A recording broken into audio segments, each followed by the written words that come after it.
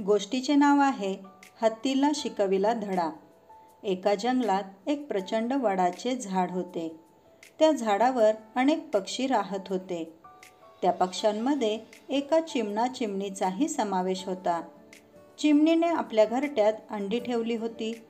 त्या अंड्यातून लवकरच त्यांची पिले जन्माला येणार होती. एके दिवशी एक दुष्ट हत्ती त्या झाडापाशी आला. त्याने चिमणीचे घरटे ज्या फांदीवर होते त्या फांदीला सोंड्याने धक्का दिला. ती फांदी काडकन मोडली. चिमणीचे घरटे खाली पडले आणि सगळीच अंडी फुटून गेली.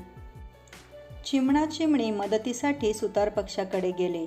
सुतार पक्षी त्यांना म्हणाला की त्याचे मित्र बेडूक आणि माशी हेच त्यांना मदत करू शकतील. ते सगळे एकत्र भेटले आणि त्यांनी हत्तीला धडा शिकवण्याचे ठरवले. दुसऱ्या दिवशी हत्ती त्याच रस्त्याने चालला होता.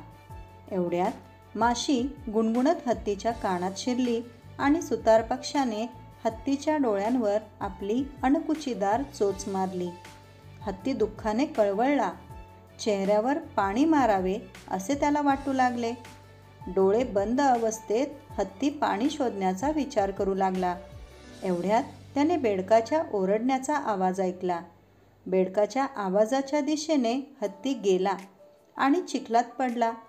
हत्ती जोरात कळवळला, कृपा करून मला मदत करा. काय मी चुकीचे केले आहे? मला ही कशाची शिक्षा मिळत आहे?